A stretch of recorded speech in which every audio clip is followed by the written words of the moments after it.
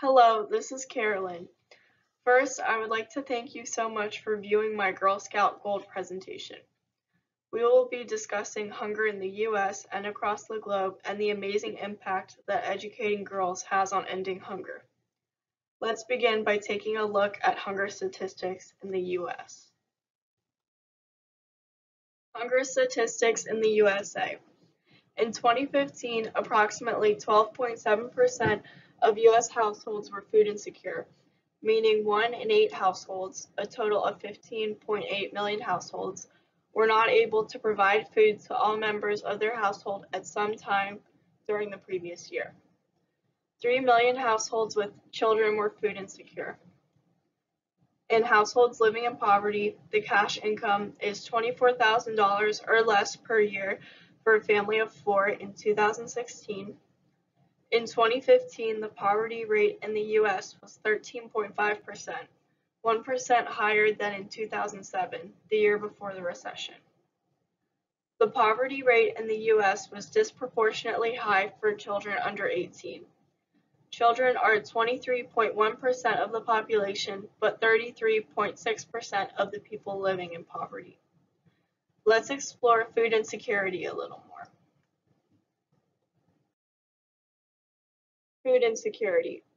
19.4 million Americans live in extreme poverty, and that is where the cash income is $12,000 or less for a family of 4. Food insecurity varies greatly from state to state. Food insecurity increases when household income is near or below the federal poverty line, in single-parent households, and in households where men or women are living alone. The good news is there are multiple federal programs to assist citizens in the U.S.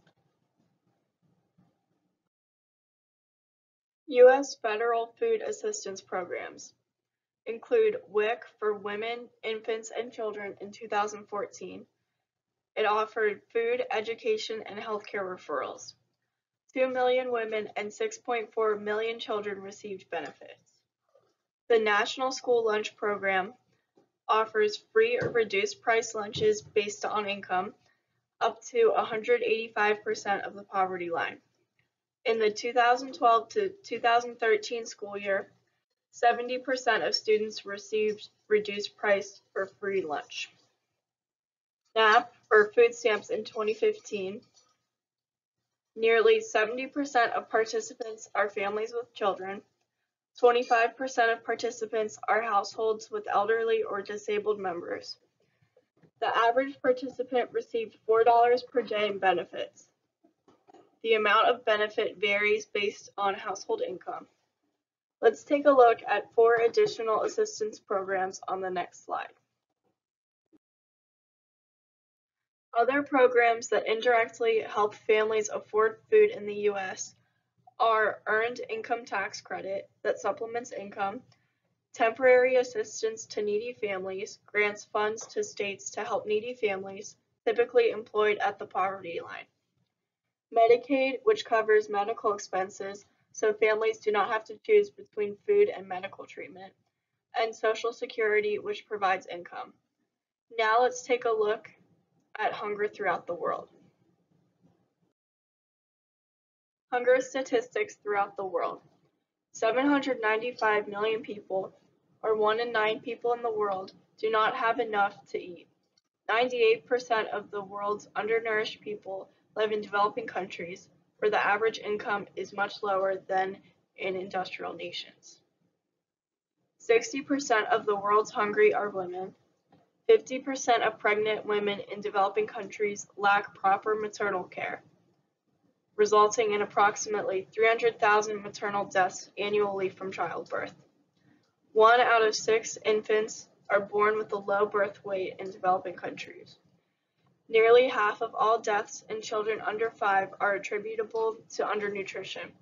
This translates into the unnecessary loss of about 3 million young lives a year. Every 10 seconds, a child dies from hunger-related diseases. How can we eradicate hunger? Why educating girls matters. The most effective way to end hunger is to educate girls. Educating a girl can break cycles of poverty in just one generation.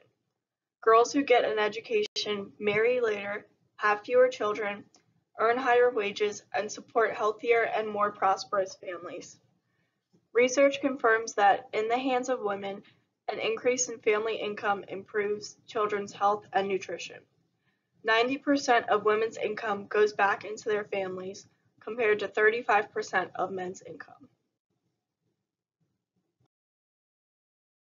Women's education has a greater impact on reducing malnutrition than does food availability. Women's education contributed 43% of the reduction in child malnutrition over time, while food availability accounted for only 26%. UNICEF USA tells us that girls who receive secondary education, or high school, are less likely to be exploited, less likely to be infected with HIV, less likely to fall victim to human trafficking, and less likely to die during childbirth.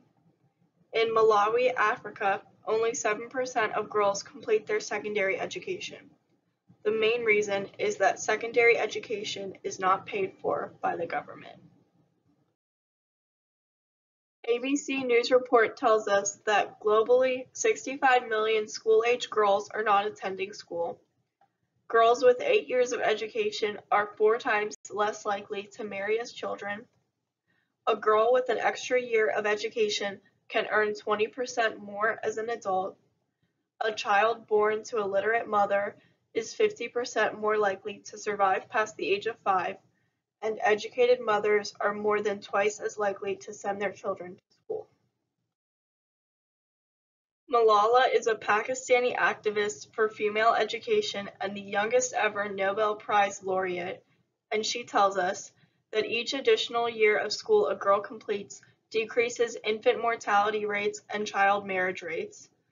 Educating girls in addition to boys can move us closer to world peace. Extremism grows alongside inequality.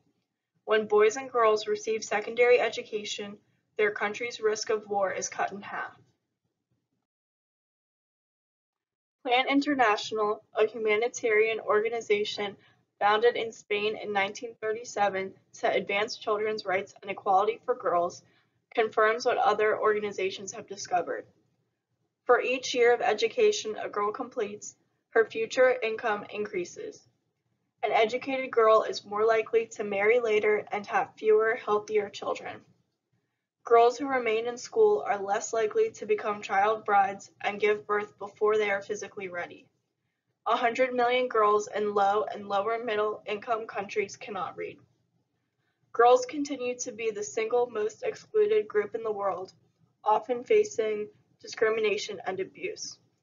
Poor families are more likely to send their sons to school than their daughters, while girls are often expected to carry out domestic or unskilled work, denying them the opportunity to gain the education and skills needed to earn a livable wage. Uneducated women are denied positions of power. Denying girls education keeps them down. Globally, only 1 in 5 members of parliament is female. In some countries, there are no female members of parliament at all. An educated girl can be a change agent in her society, raising the status of girls and women.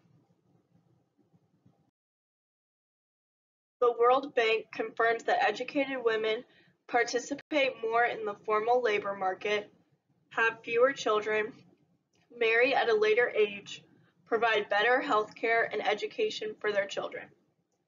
It also adds that educated women ultimately lift households, communities, and nations out of the grips of poverty.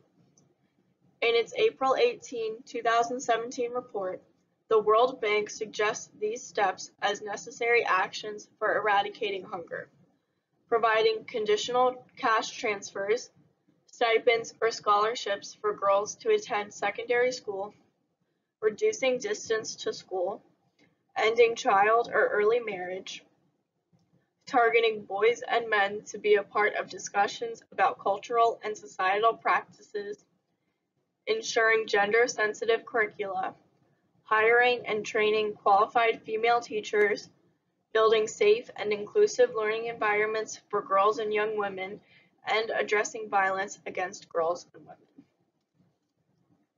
Thank you for listening to this presentation.